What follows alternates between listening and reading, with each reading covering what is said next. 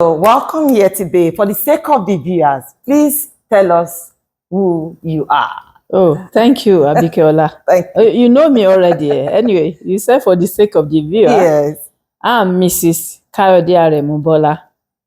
I run so many businesses, but why we are here is because I'm a farmer. Indeed. A proud farmer. Yes. Honestly. You always say that to me. So let me ask you this. The other day I called you, for instance, that I wanted to buy ugu, right, from you. And you said, oh, you couldn't sell it to me because you were waiting for rain to fall. Now tell me, what does a typical day look like for you and how does it change with season? Well, like that day, for instance, the weather was so harsh. It was so hot because by now I'm farming upland. By now, when it's rainy season, starts approaching, you have to move upland. You have to move from swamp to upland. So that day I was waiting for rain to fall because the weather was so harsh. To harvest in the afternoon wasn't too good for the ugu.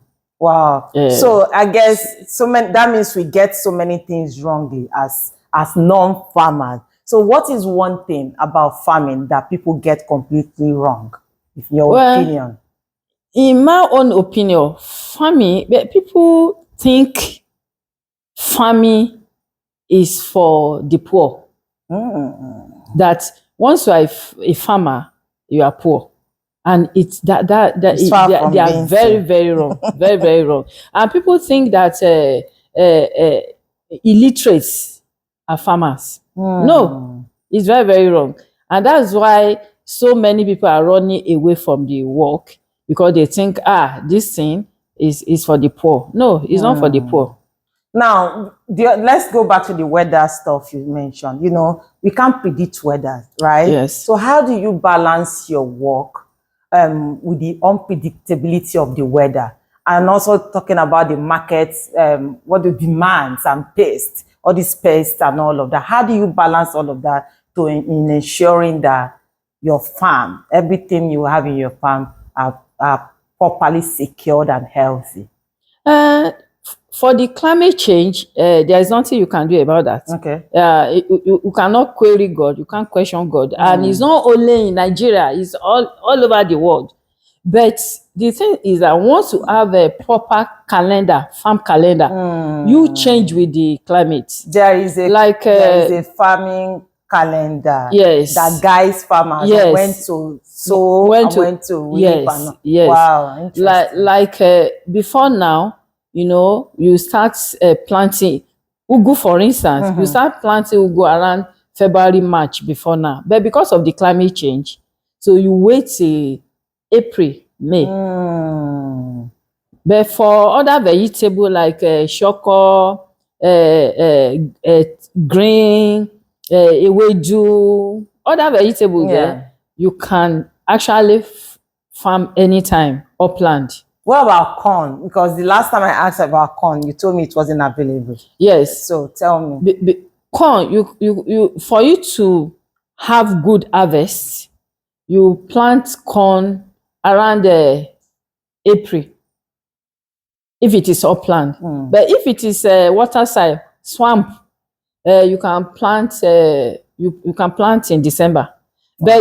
But the thing is that by the time it starts raining, you can't harvest anything in the swamp. Could you explain upland? Because you mentioned it here quite a number of times. Explain to us what upland is, for the sake of those of us that don't know what upland is. Swamp is waterside. Yeah. They call it akuro in Yoruba. Okay. Upland is just this normal land. Okay. So, but what would you say is the most rewarding thing as a farmer for you personally? What's the most rewarding thing? For me, like I major in vegetable farming. I do corn too, and I plant yam. For me, I do organic farming, and it has helped me a lot. It has helped me in terms of earth because I'm eating chemical-free food from my farm. You know you are what you eat.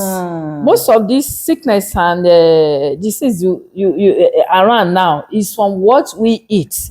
So I've been able to overcome a lot of that through what I eat from my farm. You know, you see, even in my community, some with high blood pressure, high blood sugar, high cholesterol, I've been able to recommend what to eat for my farm. I was going to go to that and it works for them. Don't forget,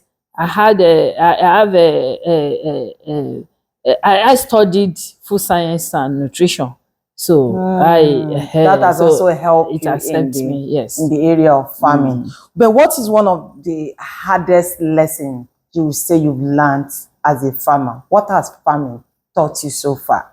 Oh, farming has taught me patience. You understand? How can you see a proper farmer be a 419? You understand? It has taught it will naturally teach you patience and contentment, because you plant and wait. You understand? When you plant, you wait. So that waiting time, is teaching you patience. So it's not at all this grab business that you put money today, you are expecting tomorrow.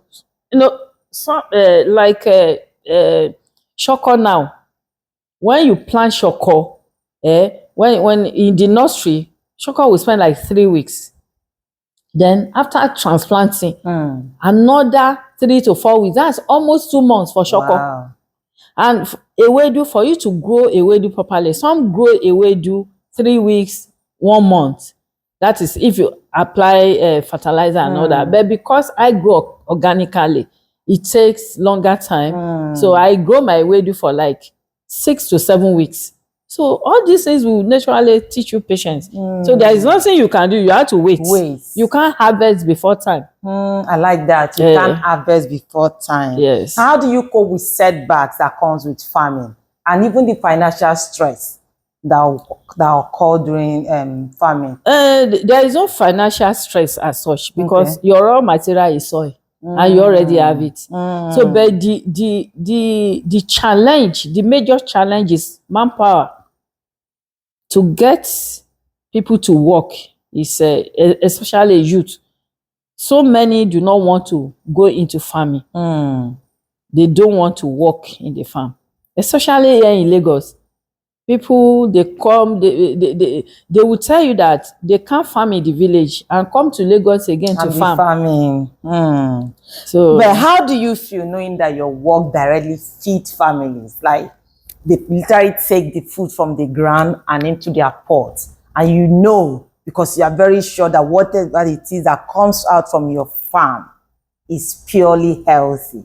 How does that make you feel? In short, I feel good. When I enter my farm, even the setting, it makes me feel good. And that's, I'm helping my community. You understand? I'm giving them healthy vegetable. It gives me satisfaction. You know what? When I started this, I didn't know that I will commercialize it. I just started it as maybe family farm and all that, planting everything we are eating, even yam. We'll plant yam that will carry us for a whole year and all of that. So then the excess I was giving out. So some of my neighbors now advised me to start to commercialize it. And ever since, every year there has been an improvement over the previous. And giving my community chemical-free vegetable and even plantain, banana, yam, and corn, it gives me joy. Wow. Sometimes if I send someone to buy things from your farm, you'll be advising me on phone, why don't you mix this ugu and this, mix this and this, that is very good.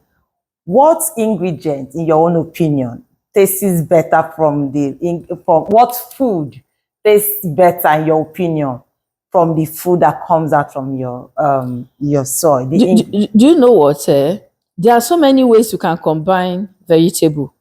Do you know that I learned a lot from customers that were coming. Okay. I learned a lot. When they buy this, they will ask me to mix this with that. So I try it, and it comes out very, very fine, very delicious. Yes. Is there something you would like to share with us that is one of the most funny or even unexpected thing that has happened in the farm so far since you started? How long ago have you started farming? I started. It's been a while. It's been like a decade. It's been like 10 years now. So is there any unexpected or funny thing that has happened so far in the farm that you would like to share with us? Okay, let me say, when I started, my husband didn't like the idea. Maybe he thought I wanted to belittle him. Okay. You understand? So he's like, so he's one of those people too that believe that farming is a how can you be farming like an illiterate? You understand? And I said, no, you got it all wrong. And you know what? Because farming has been left in the hands of the illiterates for so long. That's why we are having so many health issues now. Because the illiterates, when they apply chemical, do you know that some we even spray vegetable with gamalin? You understand? Because they believe that, they don't know that, they think that what to eat and kill you immediately is that's the only thing that is poisonous. They don't know that accumulation of this thing in your blood, in your blood vessel, in your system, is what leads to sickness and disease that eventually leads to death. You understand? Yeah. Because this thing could be in the system, could accumulate for a period of over 5, 6, 7 years before it start manifesting. So they just add anything, thinking that shebi I ate it didn't kill me. But it will eventually kill them. Yeah, I understand. Okay. So please, if you have, based on what you know now, the knowledge you've acquired over the last decade, what advice would you give? What piece of advice would you give to your younger self right now about farming that you wish you knew like some 20 years ago? In short, if to my younger self, I would have started long ago, especially before my father died. Because my father was into cocoa farming. So I said, if I had known that time, I would have started long ago, long before now. Wow. I didn't know is this interesting, and it's rewarding, especially when you are giving it value. Yes, that's why when you are also helping your community, ensuring that the food that goes into and you know one thing, when I started, I didn't think about profit, I didn't think about value, I didn't think about money. I just wanted to help my community. I just wanted to give value. In the process of giving value, then that value had been attracting money, and you can't believe how much sales I make from vegetable. I totally can, because sometimes I ask for 5,000 naira vegetable and it's like not too much. I'm saying, it's so small. Yeah. So I can imagine how much accumulated money you make from the farm. So how do you think you can aspire, if you have to like advise younger people, or what do you think we can do as a people, as society, as a nation, to inspire young people to look into farming? Because everybody seems to want to wear tie, go into the bank. Now it's even tech, which is very, very beautiful. But we can't all go into that direction. How do you think we can inspire young people to go into farming early enough? Number one, you have to stop looking down on farmers. Right from farmers in the village, you have to stop looking down on them. So this will encourage them. Like me now, I've encouraged a lot of people, because when they see me farming, that if this woman is blessed, and yes, she's farming, if she can do it, why not? Do you know that some students from University of Lagos botany department, they came to my farm to learn. A professor brought them to learn. So I've mentored so many people. I've seen a guy came, you understand, a youth came, and he said, I like what you are doing. I said, okay, let me give you space. And I gave her space, like 2 acres. And he performed wonder. after he traveled out. Wow, that's so interesting. So, could you share with us one of the best chore that you enjoy in farming? That you secretly enjoy that anytime you are not in farm, you miss being there because of that particular chore in the farm? Well, you know what? I enjoy every bit of my stay in the farm. Because when you see nature, when you just see, especially you plant something and it comes out fine, I feel good, I feel wonderful. Especially when it is corn season. You understand? I love corn. Yes, yes. Do you know that even the way they cook corn, they don't know how, you people don't know how to cook corn. I have to teach my customers how to cook corn. Wow. The way you cook corn, Please tell us how are we supposed to be cooking corn with the number one, when freshly harvested corn is the best. okay. Not the one harvested yesterday. When you harvest corn In my hometown, they say Ibe ni agbado. yes, it's the best. And when you are cooking, when you want to cook corn, you don't remove all the leaves, all the back. You leave some leaves at the back. Then you don't. When you are cooking, you cook it like mama. You maybe part of the peas, you arrange it under and place the corn on top. There shouldn't be direct contact with water, because it's the steam that will cook the corn. When there is direct contact with water, there will be loss of nutrients, there will be loss of aroma, and there will be loss of taste to that water. So you don't dip it directly inside water to cook. Yes. Oh, that's so thoughtful. Thank you. And you don't cook it with salt. You don't add salt. You don't add salt. I do add salt. Once you add salt, you spoil the taste. Wow. Yes, you don't add salt. Will it be nice if I'm eating it without the salty taste? It will be very, very nice. If you are eating like 2-3 before, you know when you finish a dozen.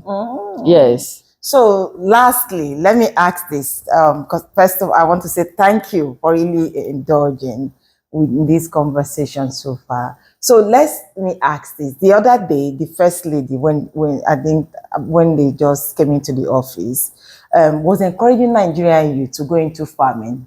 Not even Nigerian youth, everybody that we can actually farm and eat from whatever it is that the produce of our farm, our personal farm. Yes. And people didn't take it well, which I can understand why people are upset. But what do you have to say if you are the first lady of Nigeria right now? How would you best deliver the message to the people in a way that they will understand what you are saying about farming? Well, farming is a very lucrative business. But on the part of government has to make it easy for the youth. Okay. You understand? Because you see Nigeria now, the population is just blowing day in, day out. Mechanized farming is what can solve the problem. Mechanized farming. So if the youth, maybe that will attract them. You understand? That all this conventional method of farming. So then I also want to say something. When some youths, they always give excuses. They give excuse of insecurity. I don't believe in that, because even before insecurity, before Boko Haram, people have been fading away from farm. You understand? People. So before Boko Haram, so it's not because of insecurity. It's because there is no interest. Okay, coming to think of it, see the north, they still produce the tomatoes and onions that we all eat in Nigeria. You understand? Is there no insecurity there? Do you understand? They have they have highest rate of insecurity. So the South should just should just wake up. You understand? But, And I agree with you, ma. But I also think that government should also ensure that we have a sense of safety. If I'm going to go into the farm with my family, I want to be sure that to the best part of it, I have the sense of safety that I can go and come back at any time without having to worry about security.